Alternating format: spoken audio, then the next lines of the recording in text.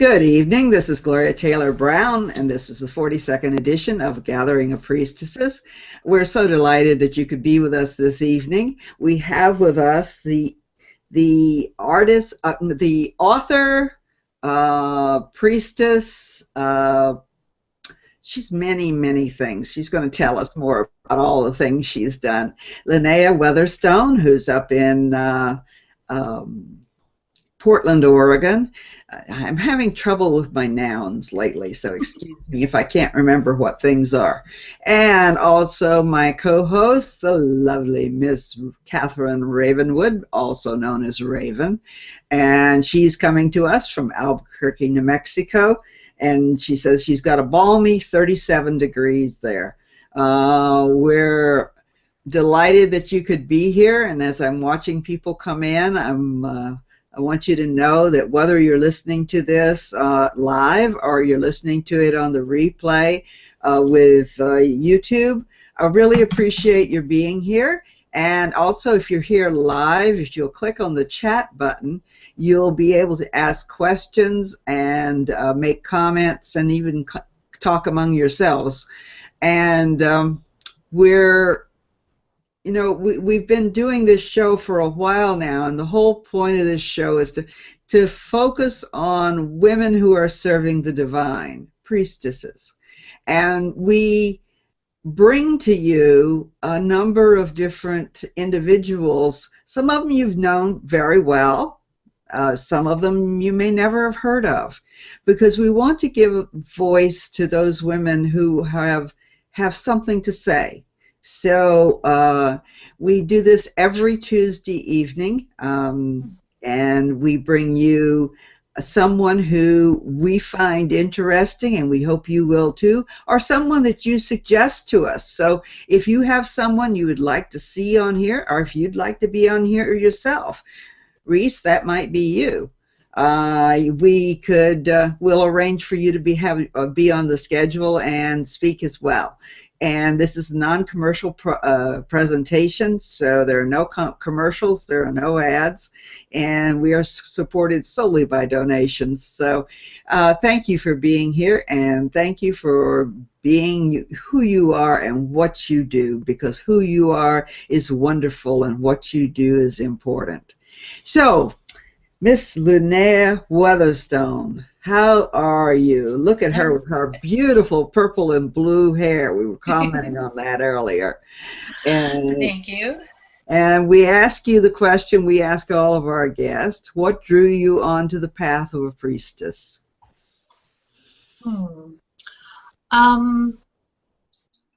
Well, that's kind of jumping ahead of what drew me to the path of the goddess, because getting on the path of the goddess sort of serendipitously wove around until it got to that priestess place.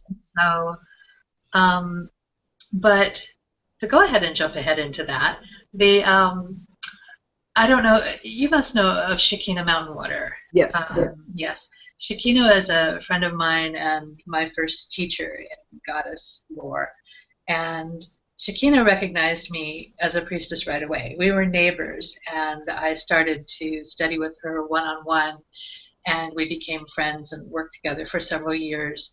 And she kept saying, well, you're a priestess, when are you going to take your vows?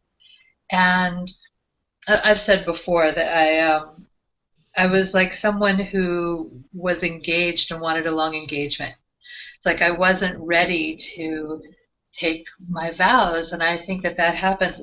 I've seen it happen with other women who they have a feeling that they are not ready or not worthy, or they don't know what priestess means. They've seen other women they identify as priestesses, and that's not them, so how could they be a priestess?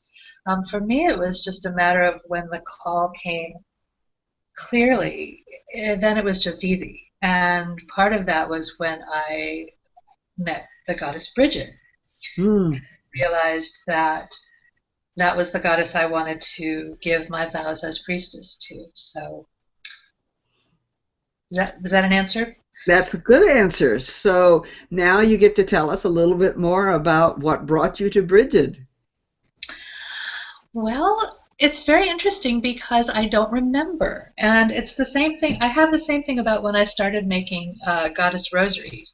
It was like all of a sudden I was making goddess rosaries, and I don't really remember the instant where I said, hey, I think I'll make some jewelry. It was just like I was already doing that. And with Brigid, it was like she was just there. And I write about this in the introduction to my book on Brigid that's coming out in the fall. That's Mm-hmm. always like a commercial, but we'll talk about that later. No. That the thing about Brigid, and I think this is true for a lot of women, is that it does seem like she was just there. It's not an epiphany kind of moment where you are hit with a thunderbolt. It's like, oh yeah, Brigid. And that's how it was for me. She was just present, and everything I read about her and everything that I learned about her just seemed familiar, as if I had lifted the veil from my eyes rather than her being something new that was coming in. Mm-hmm. Well, that's yeah. I've talked to a number of people that Brigid was their entry point to the goddess, Yeah. and particularly those who have Irish or Celtic background, particularly feel drawn to her usually.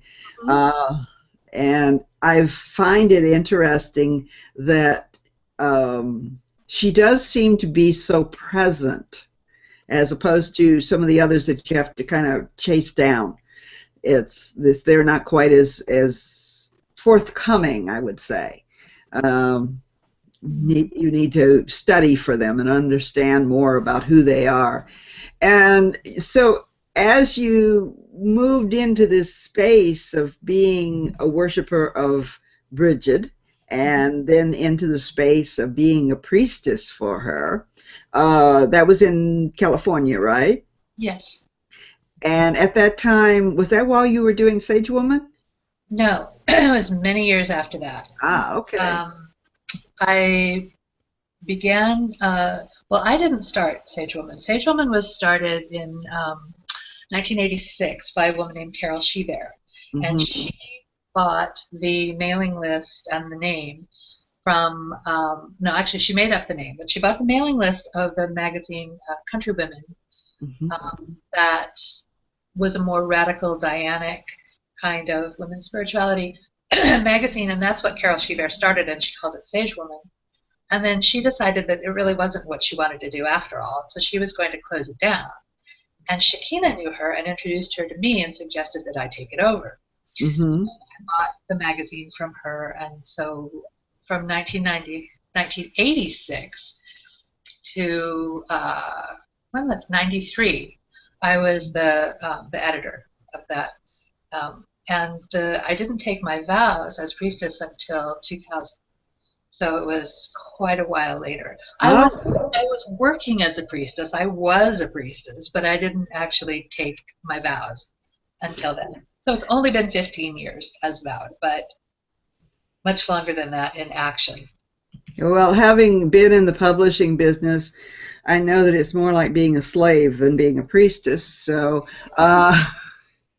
the work never ends. Yes. But I do want to thank you for bringing that forward. And I used to smuggle that magazine into Costa Rica, and which would have been during your time. It was very well received by the women down there. I would have someone bring down 10 or 12 copies, and they would grab a hold of it, and it was like they'd never seen anything like this, and they were so delighted. Yeah. So thank you for that. And it has gone on to be a rather iconic magazine, as Anne Newkirk has taken it over. I told you I'm losing nouns. I don't know what's all going. right. Between the three of us, we will find them. So, Anne Newkirk-Niven, who's the owner and editor and publisher now, she took over as publisher while I was still editor, because and as an owner, and I stayed on as editor. Because I just didn't like handling the business stuff, and I wasn't handling it very well. And so I remember when she called and she said, I have an idea, and I don't know if it's from the goddess or the devil, but I'm going to run it by you. So, and I think it was a little of both, actually. But she said, you stay on as editor, and I'll take over all the business junk. So, and then when I moved on, of course, she took all of it on and has done a great job all these years. So. Yeah, I'm trying to convince her to come on the show, and she says, video? No! Well, I said that too, and here I am. Anne, we're talking to you now. And she asked me about it today because I messaged her on Facebook and was asking her something. So maybe this will pique her interest and see that it's not too scary. It's not that scary. As I was telling Lunaea, I said it's basically a conversation among girlfriends that you haven't seen in a long time, so you got to catch them up on what you're doing. And we don't necessarily do interviews. We do conversations. So I really want to thank you about that. So when did you start with the tarot? When I was 16.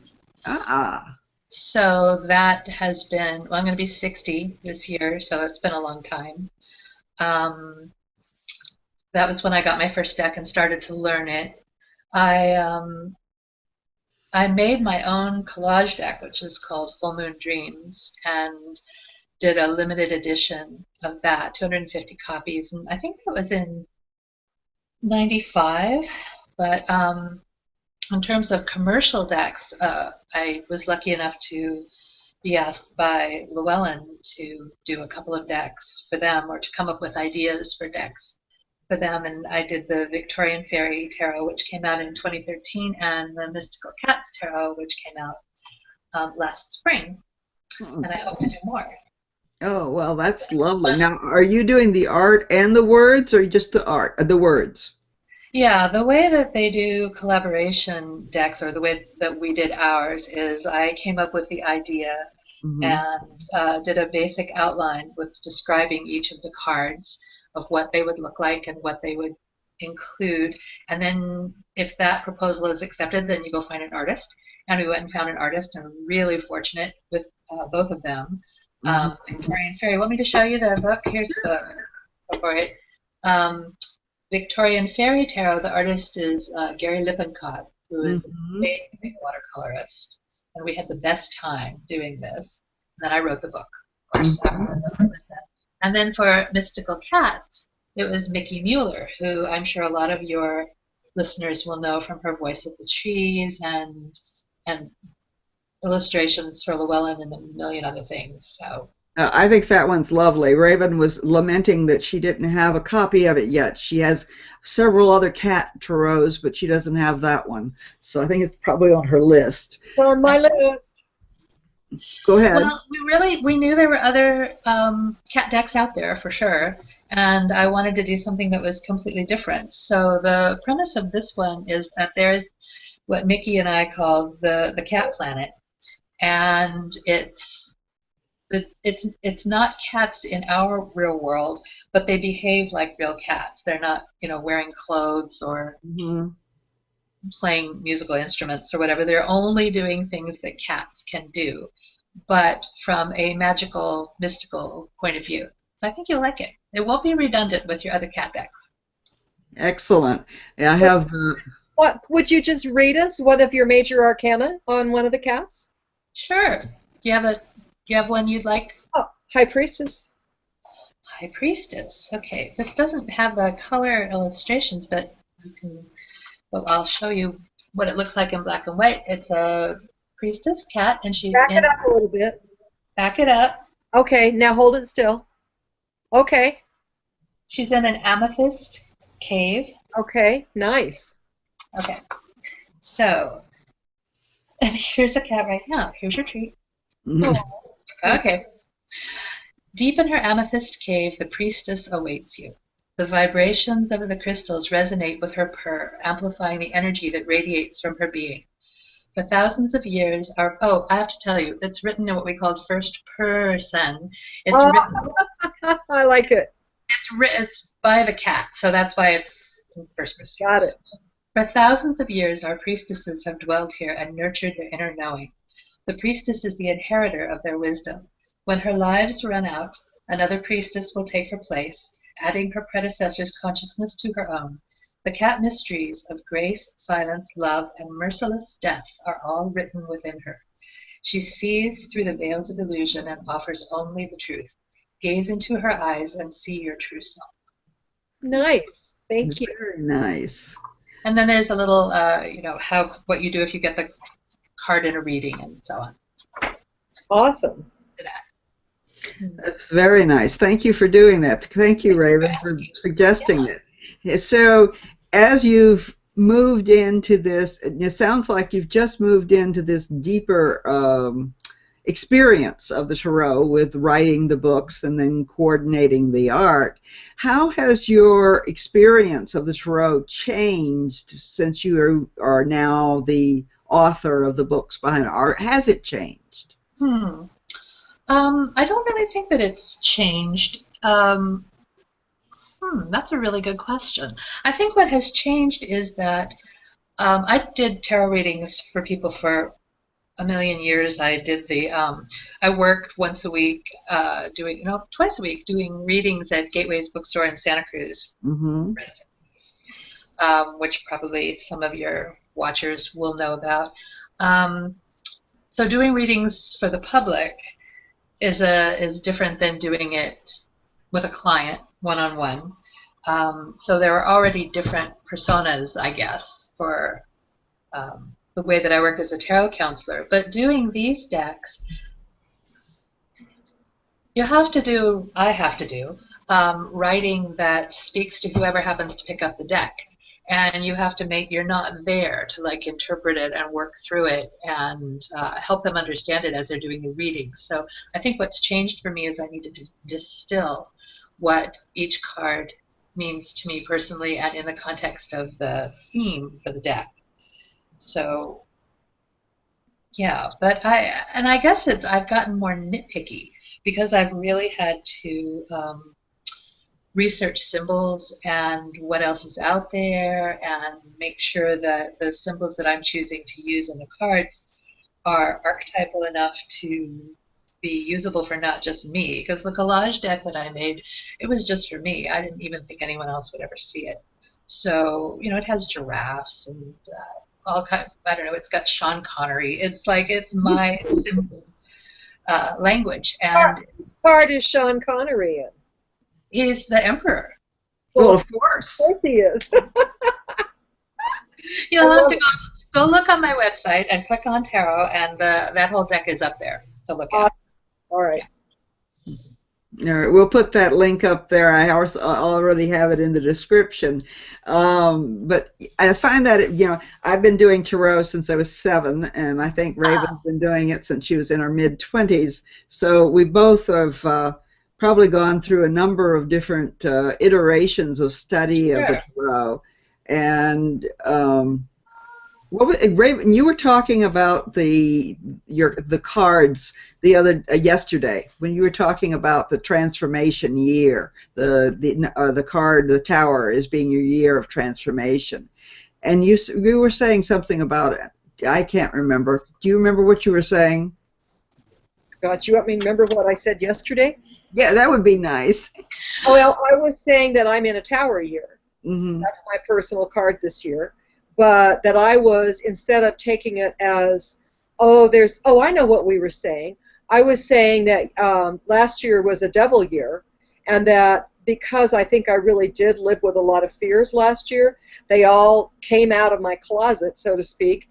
And when the Tower came, I think it took them down and made space for me to have really, I just feel more authentic. And so what I said when of course, I started the Tower year with kind of a big Tower event, and I just said, bring it on, bring it on. What else can you do? Yeah, well, you can fight it, and a lot of people do, but I just, of course, I think I have several.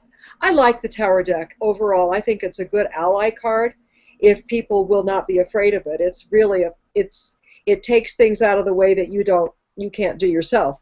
But I just said, bring it on, and I'm ready for the big revelation the star will bring me next year.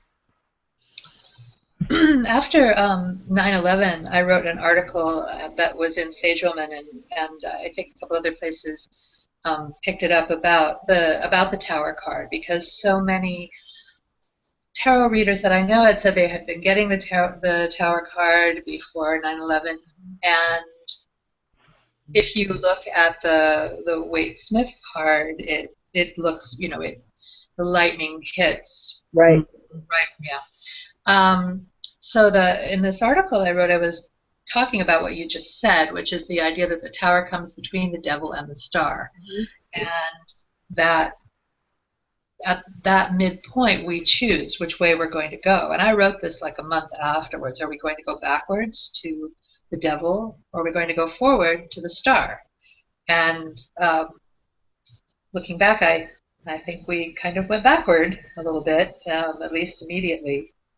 But it's fascinating to me that you can look at these larger world events through that filter of the tarot and apply them. Yeah. Gloria is one of those people that saw the tower.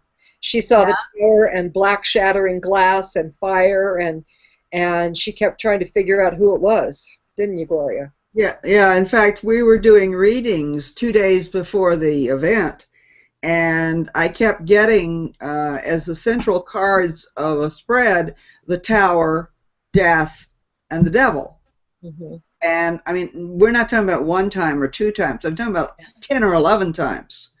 And finally I said, I don't know what's wrong with the cards today, but they seem to be all giving me the same reading. And that doesn't make sense, because I've switched decks, I've changed, I've shuffled, and so I put the tarot cards away and said, I'm just going to do palmistry from here on out, because I don't know what's going on, and it's kind of scaring me a little bit. Yeah.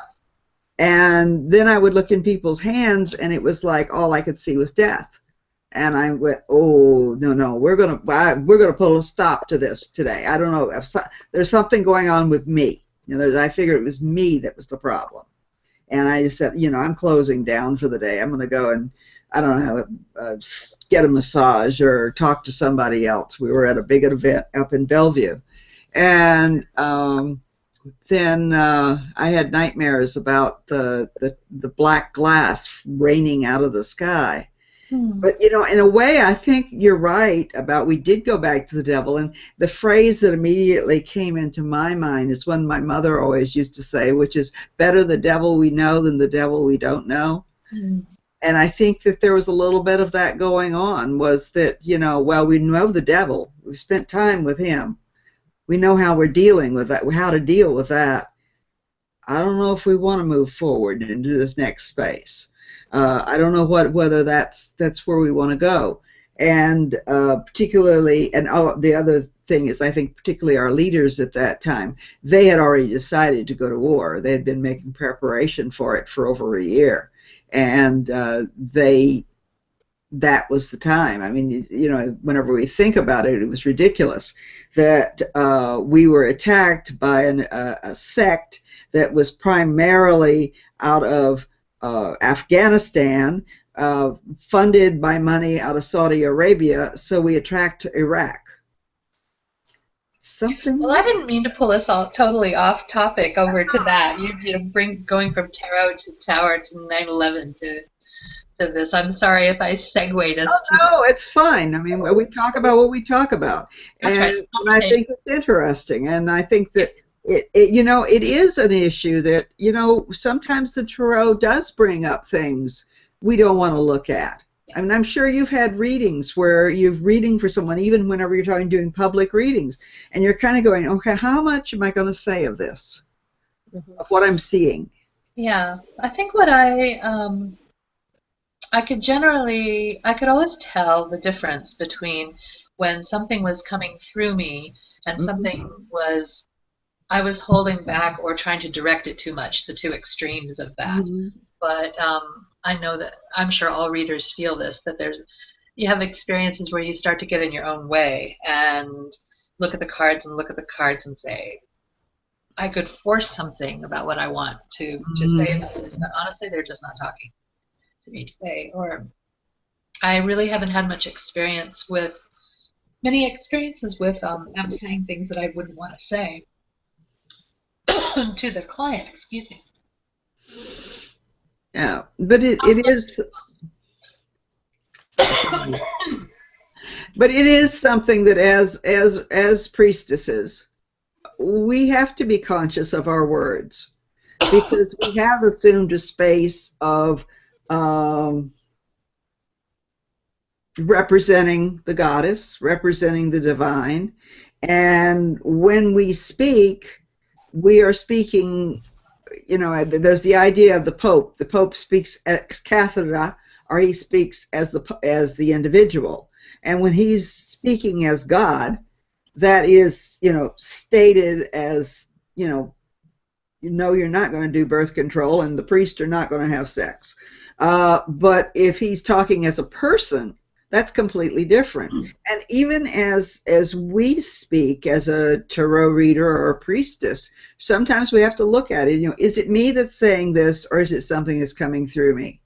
And particularly if we know the person we're reading for.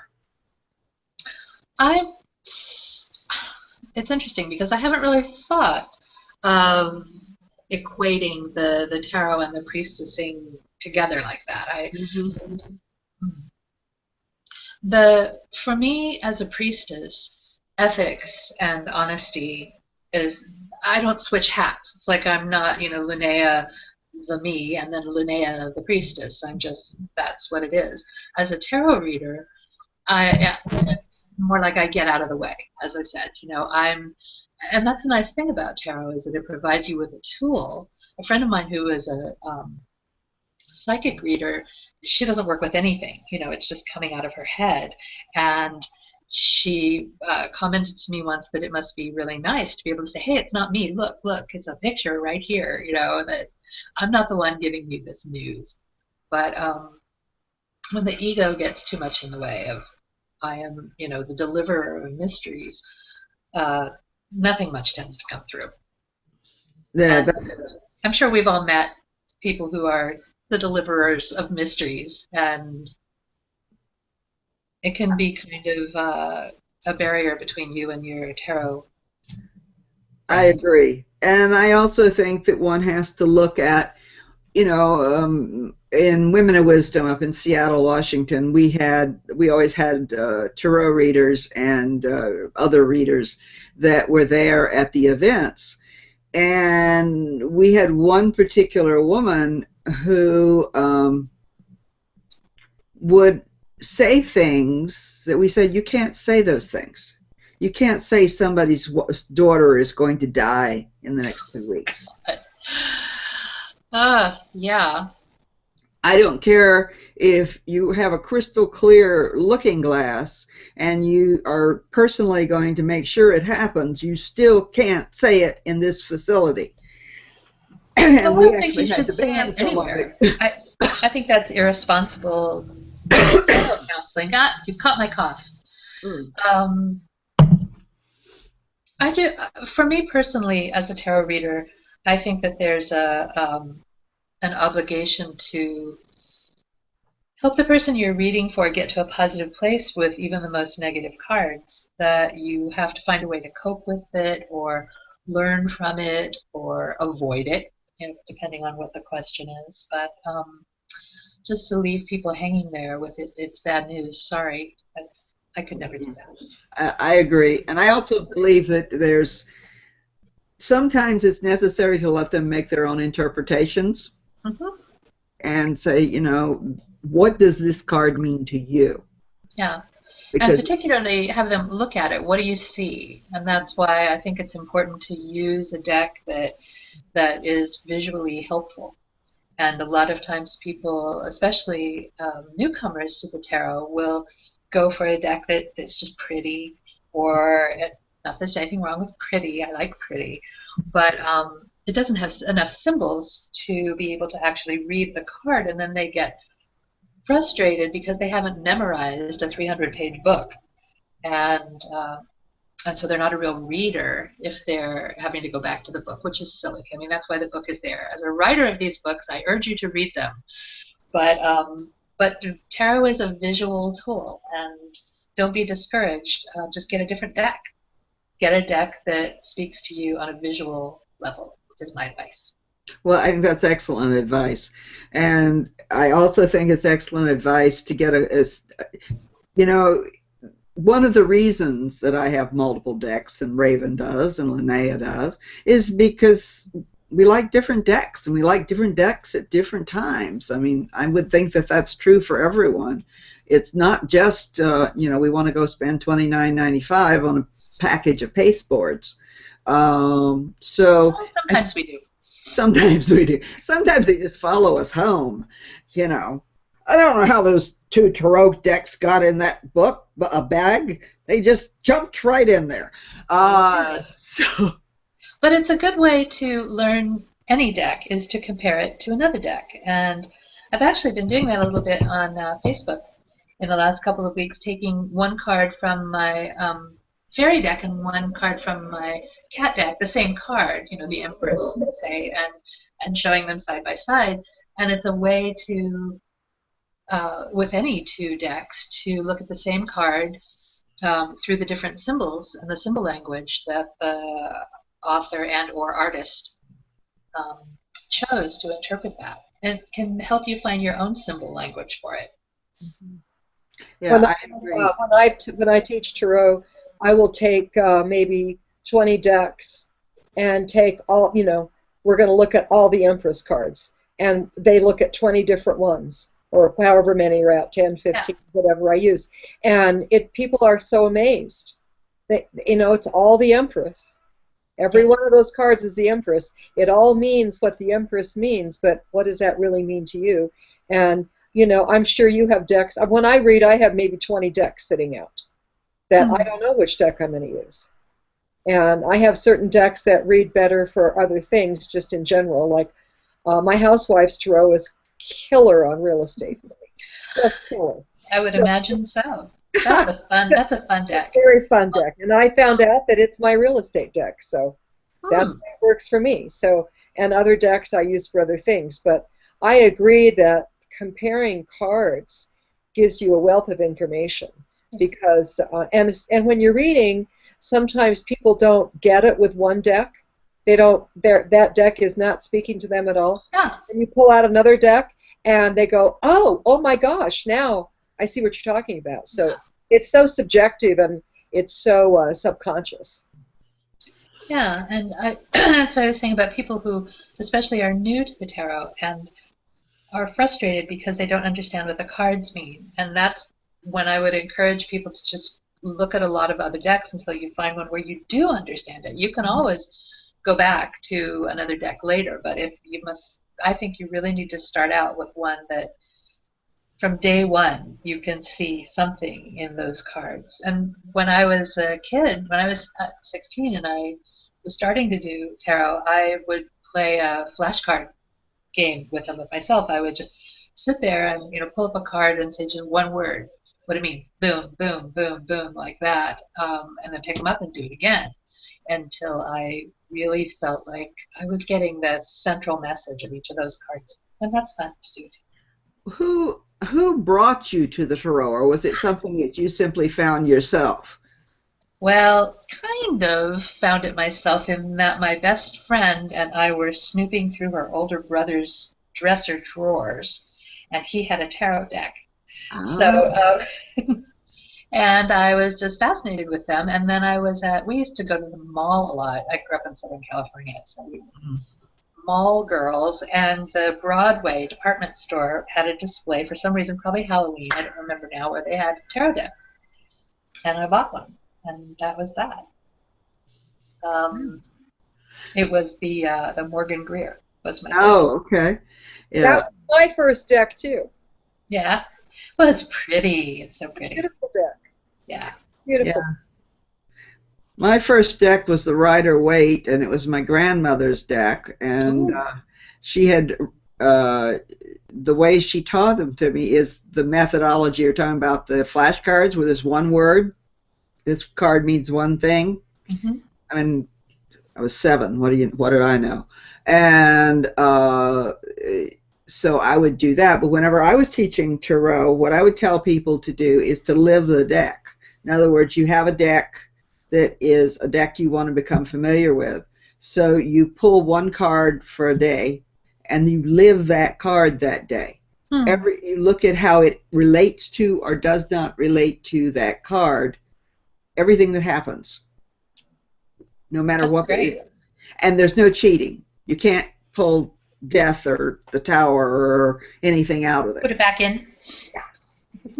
You got to go through them, and you got to go through the swords. You have to be very willing to let the reading you're doing, let the cards tell you what they want to tell you, instead of, well, this is the Justice card, so it can't possibly mean what I'm getting.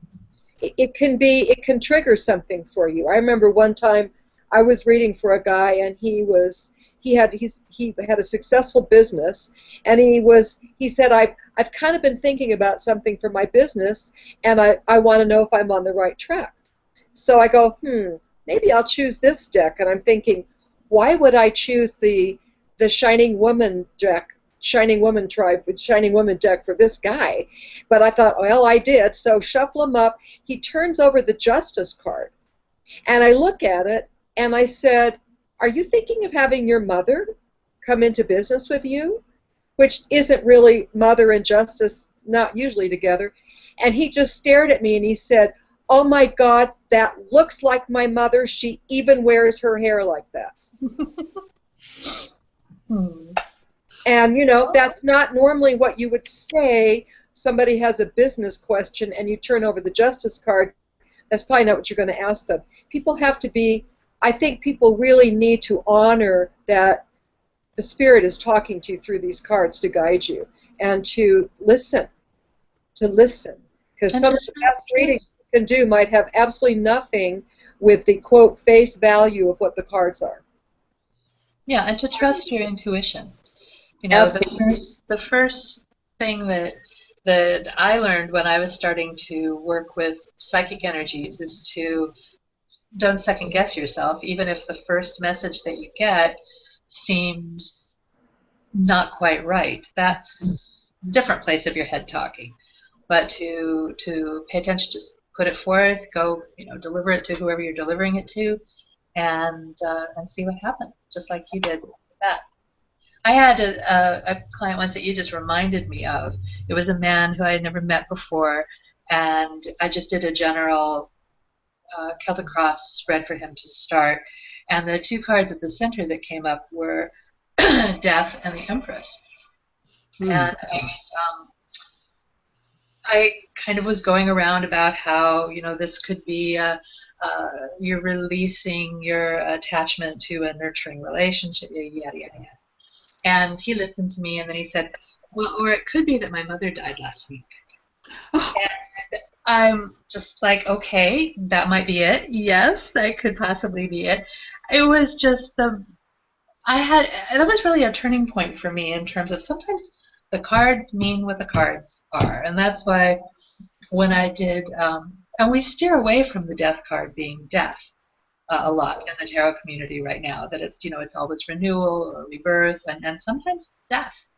And you have to be able to, it's not, I don't mean in the sense of like predicting someone is going to die. We are all going to die. And the recognition when the death card comes up of a memento mori, you know, we must remember death and live our lives as if they are not endless, and recognize the keenness of that moment that we're in right now.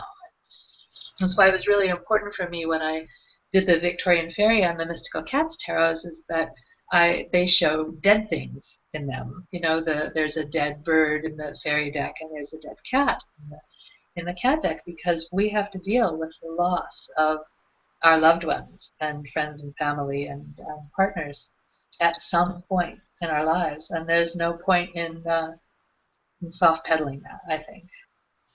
I agree. So we've been talking a lot about the tarot, and obviously Raven and I are totally addicted and can talk about this for hours and have done so.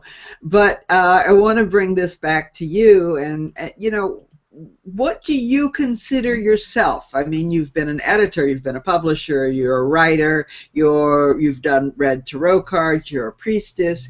what do you consider yourself whenever you think about all of this together? Do you think about it as just all part of your priestessing, or you know, is it that this is your hobby and over here is your work?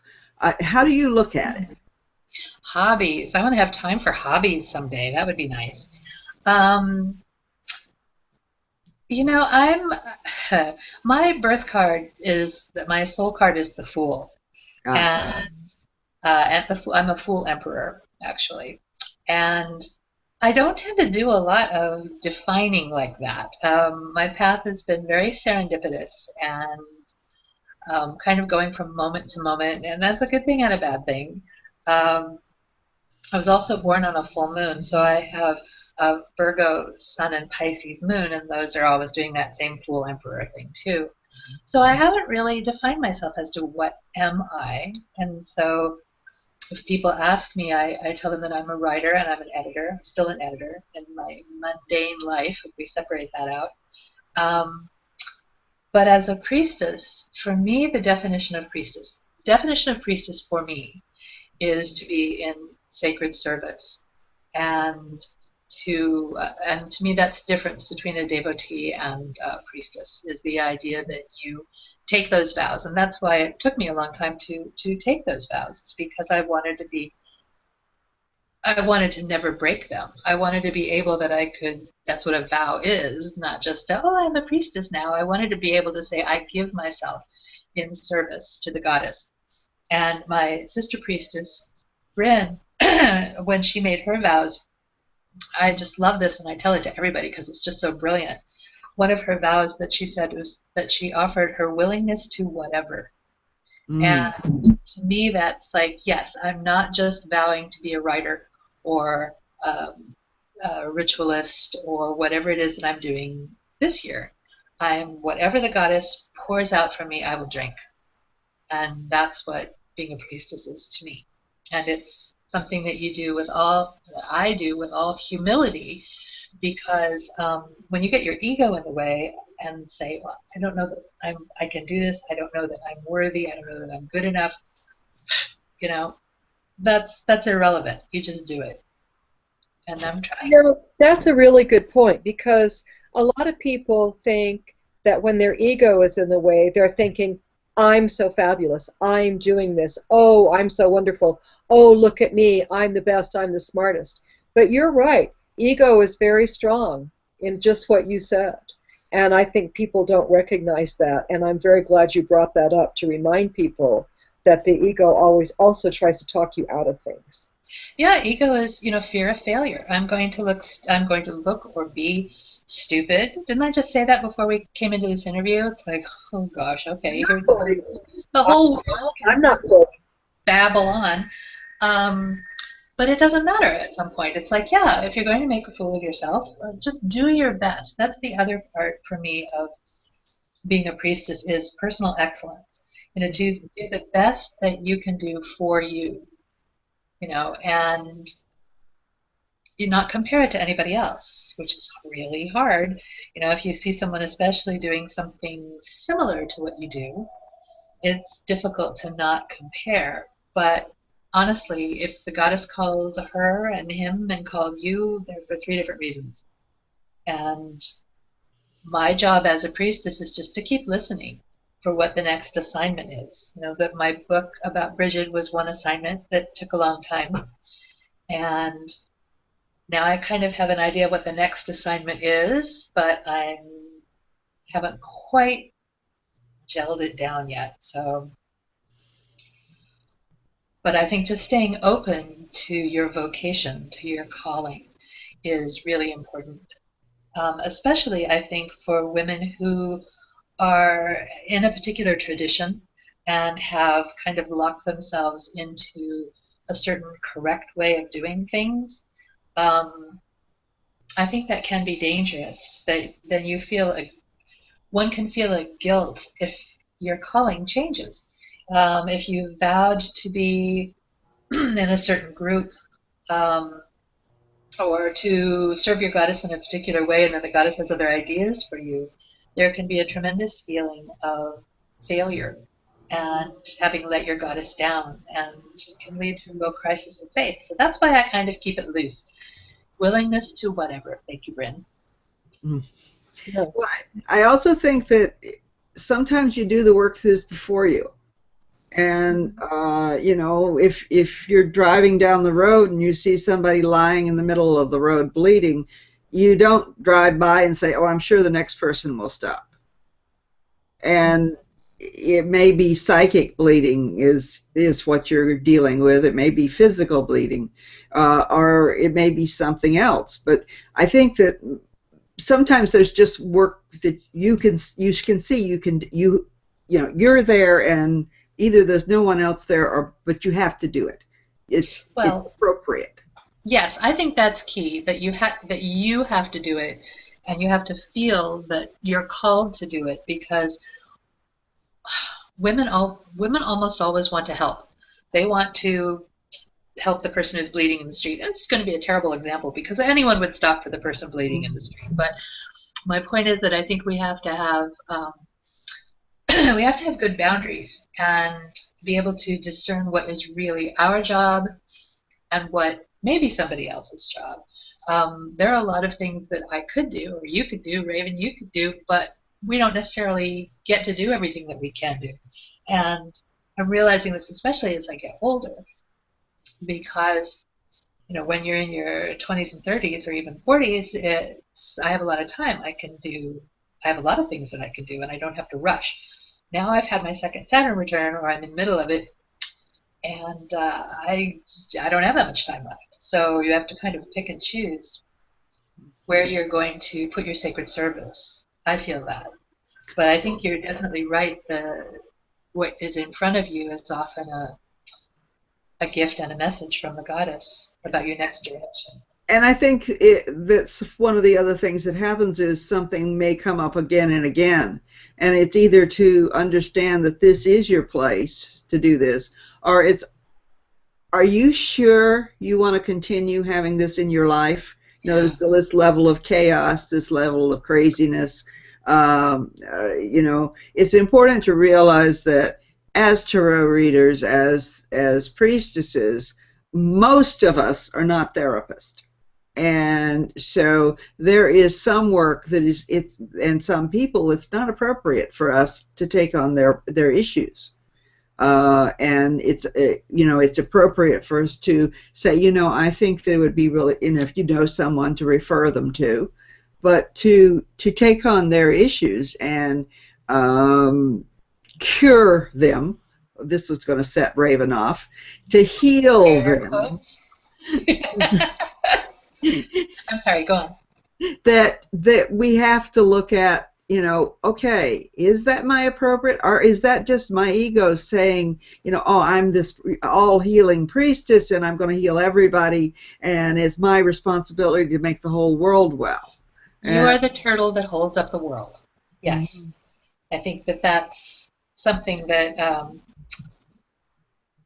I know that when I have worked with women who want to be priestesses, who feel the call to be a priestess, and one of the things that we have to get out of the way right away is, you know, do you just want to be called a priestess? Are you title collecting? Because titles are seductive. I totally get that. I'd like to be the high queen of whoop-de-whoop, you know, but that's really not what it's about when it comes right down to a lifetime of service. You're not always a bride. At some point you're a wife, you know, and then are you really willing to do the work? And for me as a teacher, because that's mostly what I do as a priestess these days, is teaching my 2-year-long programs, Ninth Wave and Wisewoman Wheel of the Year. What's important to me is to provide a loose, open framework for each woman to explore her own spirituality. You know, it's not Lunaea speaking from on high and I'll explain it all to you. You know, it's like, here are some ways that have worked for me and for other people, and let's see how you can develop a closer connection to your goddess as you know her, and to yourself as you know yourself. It's really important for me personally to not lay down the law. And I know that I completely see the value in tradition and learning a particular lineage and a correct way of doing things. Can I use air quotes? Correct way of doing things. But that's not my style. I don't think there is a correct way other than what comes from your heart. I agree with you, and I've been in groups where it's my way or the highway. You learn to do this particular way. In fact, Raven had an experience about that down in Albuquerque with the what was it, Sacred Flame people? Oh, that's not names. Okay, well, anyway, but it was basically that wasn't what they were called, but it was somebody. Yeah. But it was the idea that if she was going to continue in that group, she had to give up Tarot. And she said, and my guides. And I had to give up my lineage and my guides. Yeah. And she said, been nice knowing you. Mm-hmm. Yeah, and for some people, that's what they're seeking. And fine. But it's, yeah. I had a student who asked me if it was okay that she continued on with the lineage that she had. And of course I said, yes, of course, because I'm not providing a lineage, I'm providing a journey of exploration of your spirituality.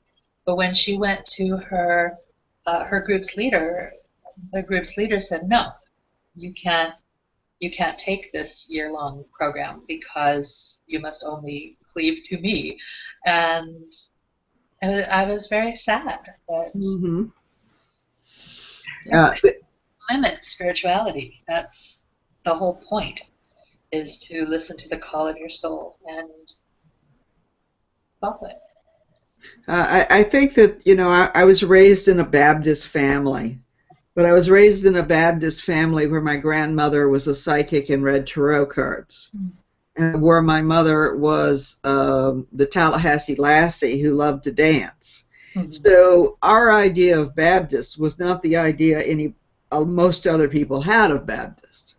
And so I sometimes look at that tradition and I realize that, whenever some other traditions where it's very, very linear, it's this, you must do this, and this is the only thing you can do, and if you let anything else come in. Someone just told me about someone that they couldn't have a Quran. They couldn't bring the Quran into the home. And I'm going, why? They said, well, because it's not the Bible. And I said, well, what's that got to do with anything? So it's just, why would one not want to know all the wisdom that there is? Maybe it's not for you. You don't want to become Muslim or become a follower of Islam. But to say that I can't have the book in my house because of the fact that I've got this other book, it's like saying I can't have the Motivation Manifesto in the house because I've got the Intuition at Work book in my house, which is also on my desk. Well, I think it go the other way too. Just to be fair, because I have to play Pan's advocate here, and basically do all sides. I have known a lot of pagans who would never have a Bible in their house. We're wounded by what we're wounded by and frightened by it, and I know that a lot of people do come to paganism or to the goddess specifically from a rejection, obviously, of a patriarchal religion, but it's really hard to shake those childhood fears more than teachings. The fear that you are doing something bad, that at some point God will punish you. I don't have that personally. I feel so blessed that religion did not take for me at all as a child. So, but I have such compassion for people who carry those scars, and they just have to do it at their own pace. I agree. It's just that it's... no, that's totally stupid to not have a Quran. I mean, yeah, I totally get what you're saying about it. Yeah, and sometimes I was forced to listen to a conversation between two limp women at lunch today because I was in one of these restaurants where, all the tables are practically on top of each other. And it was an extremely unpleasant experience, to the point that I almost asked them to move me, because they were going on with opinions. It wasn't that their opinions weren't my opinions, or that they, but it was so opinionated. It was like I didn't want to be in the presence of it. And afterwards I thought about it, and I thought, it would have been in my best interest to step up for myself and say, I want to move. That it's just too close, because you really are sitting in one another's laps there. Mm-hmm. Although they had great Italian food. So certain advantages. But, before we get done, because we are getting down to the hour, I do want to talk about the goddess rosaries. You mentioned them earlier, so tell us about those. Well, unfortunately, I just haven't had time in months to make any, but I've made hundreds and hundreds of them, and I started doing it, as I was talking about before we got started, is that I don't really remember the exact first ones that I did, but I remember that the push to do it was because of my connection with Brigid, that I wanted to work with my hands, because as a goddess of craft work, and I thought that I was going to make some jewelry, and I had done little fiddly jewelry things when I was younger with little seed beads, but Brigid really wanted me to work with metal. Mm-hmm. Of smithcraft, and so I started making necklaces that were connected with wire, and then I realized I'm basically making rosaries, and so I've made probably 600 or 700 of them over the years, maybe more, but I just haven't had time to do it. You can see some of them on my website, and I really hope to get back into it at some point. Well, I just find it. No, what was that? I don't know. Yeah, I got a real feedback there all of a sudden. I just find it fascinating. I used to do a lot of bead work. I got into bead work because I didn't want to get into bead work. I was resisting it strongly, and I was part of a Native American group, and I just seemed to, the more I resisted it, the more beads came into my life. And it was like I was soon, and still am, the proud possessor of thousands of dollars worth of beads. And they're all seed beads and very small seed beads. And I ended up making a great many pieces that I sold, and a few pieces that I still have. But I like the idea of the goddess rosary, or the idea of this. One of the things that I did at that time was I call it ornaments for your sacred altar, which was your body. Yeah. And I like the idea of having the rosary that I presume you can wear, or do you just hold it? Yes. No, I actually call them goddess rosary necklaces to push that point home, because people who were raised Catholic, you don't wear rosaries. Mm-hmm. And I actually got some resistance when I first started making them of, how can this be a rosary? You're wearing one. Like, well, they're rosary necklaces if it makes you more comfortable. Well, I think I know Maria's on here, and she makes jewelry, so maybe she'll come up with some. Hi, Maria. Some goddess rosaries for us down here in San Diego. And I really want to appreciate your coming on and being so honest and open and talking with us this evening. You have been someone I have definitely looked up to for a number of years. I enjoy your writing. I enjoy your, as an editor and a publisher, I understand and enjoy the work that you did with Wisewoman, and can see the difference. I was very much attached to Wisewoman during the years that you had it. So, and then when I went to Costa Rica, I sort of fell away from that afterwards, and I don't know if I've bought any lately. But it's not anything against Anne. Just that's the place I was. I was at the place of honoring, that I came here to bring the women back to the goddess, and that's my mission. And so this is part of my mission. So having you on, it's like being able to honor someone that I think has done a great job of bringing the women back to the goddess. Thank you. Thank you. And you are delightful, and your tarot books are obviously delightful, and I'll have to order them. I just saw the Mystical Cats. I was looking at that earlier, and I really appreciate you being here. So, well, I appreciate this service that you are providing for the goddess community. You know, to do this every Tuesday, and that's a great commitment. And I appreciate you having me be part of that journey. I do want to say very quickly that I do have this book, which is called Tending Brigid's Flame, and it's coming out from Llewellyn in the fall, and it's available for pre-order on Amazon. But of course, you want to wait and buy it at your local bookstore because we don't like Amazon. But well, we want to support Amazon too, because basically we want to support wisdom and knowledge and getting that wisdom and knowledge out there. So I really want to thank you for being here. And Miss Raven, I always want to thank you for being. Raven. Yeah, Raven is. By the way, Raven is required. You may not know this, Lunaea, but she doesn't do the technical work. She doesn't do the marketing work. But apparently, Raven is required because this show won't go on without her.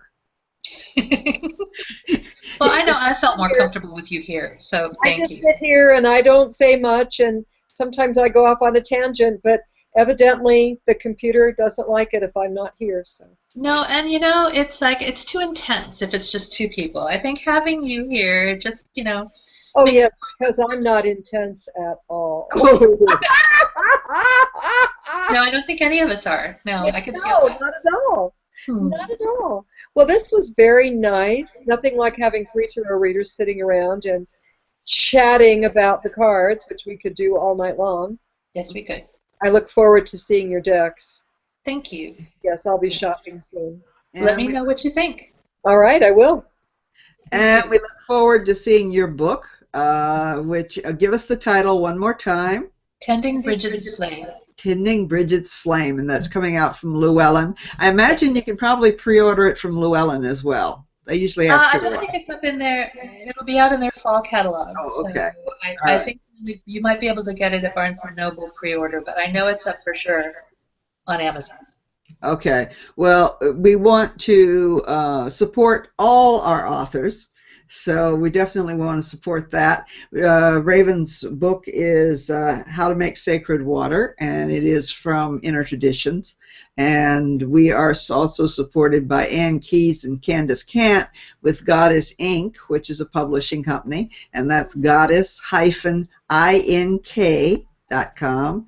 And they have a new book which is coming out on, is it Kuan Yin, Raven? Yes, it's called She Comes. She Comes, which is an illustrated book with colored pictures, and it's very beautiful book. Very beautiful book. I don't have a copy. Beautiful work, yeah. Yeah. So read more books. We need you to read more books. That's basically the message.